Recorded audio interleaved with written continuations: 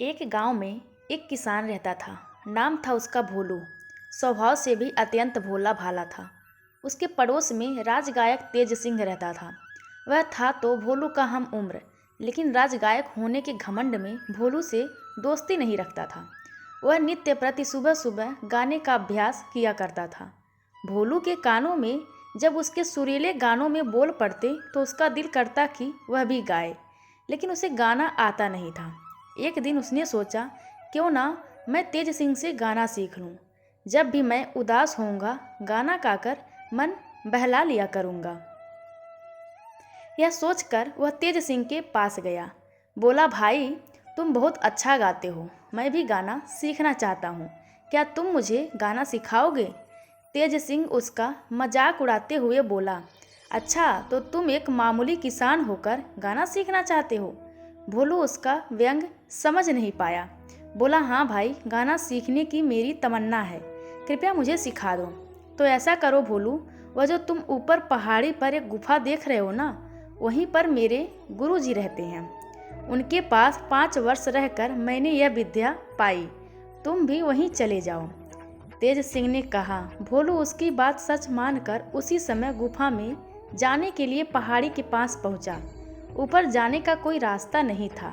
भोलू झाड़ियों के बीच में रास्ता बनाता हुआ सीधी चढ़ाई चढ़ता हुआ बड़ी मुश्किल से ऊपर पहुंचा। सामने गुफा थी। वह गुफा में चला गया। चारों तरफ अंधकार फैला हुआ था, कुछ दिखाई नहीं दे रहा था। भोलू आवाज लगाने लगा, गुरुजी, गुरुजी। भोलू ने बार बार आवाज लगाई, लेकिन गुफा में से कोई नहीं बोला।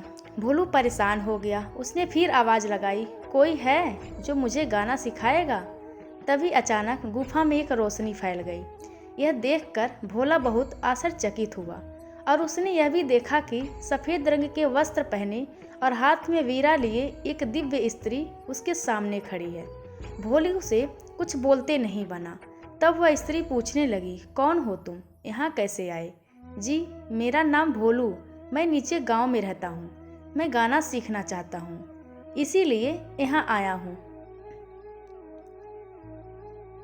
भोलू हकलाते हुए बोला, लेकिन गाना सीखने के लिए तुम्हें यहाँ किसने भेजा है? वह स्त्री पूछने लगी, मेरा पड़ोसी मित्र तेज सिंह राजगायक है। उसने मुझे बताया कि इस गुफा में उसको गुरु रहते हैं, जिनसे उसने संगीत विद्या सीखी थी। उसी ने मुझे यहाँ भेजा है। भोलू ने डरते डरते उत्तर दिया। वह स्त्री बोली, अच्छा, तुम्हारे मित्र ने तुम्हें गाना सीखने के लिए यहाँ भेजा है?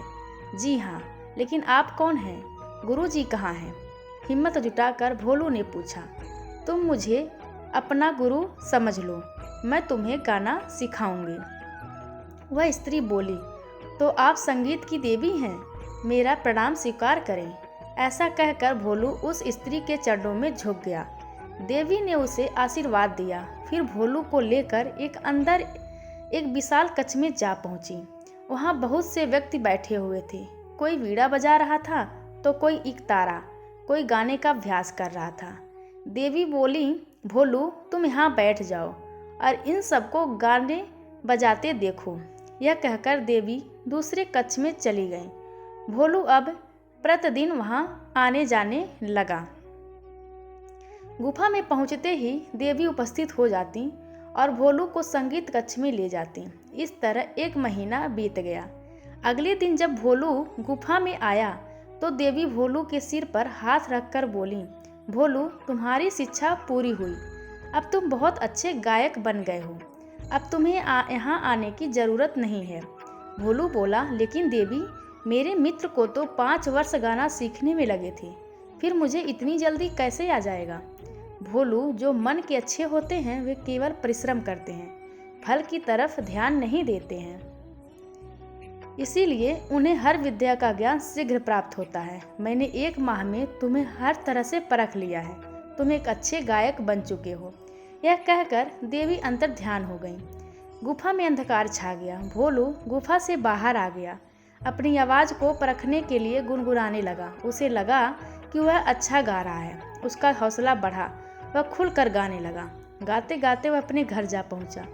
राजगायक तेज सिंह उस समय घर पर ही था। उसे भोलू के गाने की आवाज़ सुनाई पड़ी।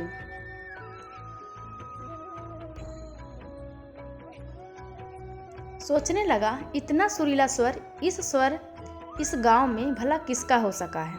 वह घर के बाहर निकला, देखता है कि यह तो भोलू गा रहा है। वह हैरान हो गया। भोलू की नज़र भी तेज सिंह पर पड़ी। वह दौड़कर आया और तेज सिंह के पैरों पर गिर पड़ा। तेज सिंह हड़बड़ा गया, पूछने लगा, भोलू क्या हुआ मित्र? मैं तुम्हारा बहुत आभारी हूँ। तुमने मुझे ऐसी जगह बताई कि जहाँ मैं 1 महीने में ही गाना सीख गया। भोलू विनम्रता से बोला। तेज सिंह कुछ समझ नहीं पाया। वह तो भोलू को बुद्धू बनाकर उस बात को भूल चुका था। हैरानी से पूछने लगा, तो मैंने तुम्हें कौन सी जगह बताई थी? अरे भूल गए तुम? सामने वाली पहाड़ी पर गुफा की बात तुम्ही ने तो बताई थी। भोलू उसे याद दिलाते हुए बोला। तेज सिंह को अब सारी बात याद आ गई। बात बनाते हुए बोला, अच्छा, तो तुमने गाना सीख ही लिया हमारे गुरुजी से? भोलू बोला, मित्र वहाँ गुरुजी तो नहीं थे, लेकिन एक देवी थी, उन्होंने ही मुझे गाना सिखाया था। ले तेज सिंह मन ही मन जल भून गया। उसने तो वहाँ की गुफा की बात की थी, लेकिन यह तो वहीं से गाना सीख आया, वह भी इतना अच्छा। वह कुछ बोला नहीं और अपने घर के अंदर चला गया। अब भोलू प्रतिदिन सुबह अभ्यास करने लगा। तेज सिंह को उसकी मधुर आवाज़ के आगे अपनी आवाज़ फीकी लगने लगी। उसे लगा कि यदि भोलू कहीं राजा के पास पहुंच गया तो राजा उसे ही राजगायक बना लेंगे। उसने सोचा, क्यों ना मैं भी अगली सुबह में जाकर देवी का आशीर्वाद ले आऊं। यह सोचकर वह पहाड़ी की ओर चल दिया। ऊपर गुफा में पहुंचकर तेज सिंह ने आवाज़ लगाई, संगीत की देवी, मैं गाना सीखना चाहता हूँ। देवी प्रकट हो गई, पूछने लगी, कौन हो तुम? मेरा नाम तेज सिंह है। मेरे पड़ोसी मित्र भोलू ने मुझे यहाँ भेजा है। वैसे तो मैं राजगायक हूँ, लेकिन मैं भी अपने गाने में भोलू जैसी मधुरता लाना चाहता हूँ। आप मेरी आवाज़ को भी वैसी ही मीठी बना दीजिए। तेज सिंह जल्दी से बोला। देवी समझ गए कि तेज सिंह वही है जिसने भोलू को धोखा दिया था। वह बोली, तेज सिंह, तुम्हारी आवाज़ में तो भोलू जैसी मिठास आ ही नहीं सकती। तुम्हारे मन में तो छल कपट भरा हुआ है। मन साफ हो तभी आवाज़ भी मधुर होती है। तुम्हें तो मैं भोलू को धोखा देने के अपराध में दंड देती हूँ कि जो संगीत तुमने इतने वर्ष लगाकर मेहनत से सीखा है वह भी तुम भूल जाओ। यह कहकर देवी अदृश्य हो गई। तेज सिंह घबराकर गुफा से बाहर आ गया। उसने गला खंखार कर गाना चाहा, लेकिन यह क्या, उससे गाया ही नहीं जा रहा था। एकदम बेसुरी आवाज़ निकल रही थी। वह रोता हुआ भोलू के पास पहुंचा, उसे सारी बात बताई। बोला, भोलू, मैं अपने किए पर बहुत शर्मिंदा हूँ, कृपया मुझे माफ़ कर दो। अरे दोस्ती में कैसी माफ़ी? माफ़ी हम चलकर देवी से मांगते हैं, वह बहुत दयालु हैं, अवश्य माफ़ कर देंगी। चलो उठो, वहीं चलते हैं। भोलू बोला। वे दोनों फिर गुफा में पहुंच गए। तभी देवी उपस्थित हो गई। पूछने लगी, कहो भोलू, कैसे आना हुआ? देवी को प्रणाम कर भोलू बोला, देवी, मेरे मित्र को माफ़ कर दो, उसे उसकी मधुर आवाज़ लौटा दो। लेकिन भोलू, इसने तुम्हें बुद्धू बनाया था। देवी बोली, अब यह अपने किए पर पछता रहा है। भोलू बोला, अच्छा तुम कहते हो तो मैं इसकी आवाज़ वापस कर देती हूँ। यह कहते हुए देवी ने तेज सिंह के सिर पर हाथ रखा। बोली, तेज सिंह, विद्या बांटने से बढ़ती है, छिपाने से और धोखा देने से घटती है। यह बात हमेशा याद रखना। जी, कहते हुए तेज सिंह देवी के चरणों में झुक गया। दोनों मित्र गुफा से बाहर आ गए। तेज सिंह गाने लगा। अब उसकी आवाज़ अत्यंत सुरीली हो गई थी। वह बहुत खुश हुआ। भोलू से बोला, भोलू, तुम्हारे कारण मेरी आवाज़ मुझे वापस मिल गई। मैं तुम्हारा एहसानमंद हूँ। मैं तुम्हें कल ही राज दरबार में ले चलूँगा। अब तुम राजगायक बनकर मान सम्मान पाना, मैं कहीं और चला जाऊँगा। भोलू बोला, मित्र, मैंने राजगायक बनने के लिए गाना नहीं सीखा। मैं तो केवल अपने मन की खुशी के लिए गाना सीखना चाहता था।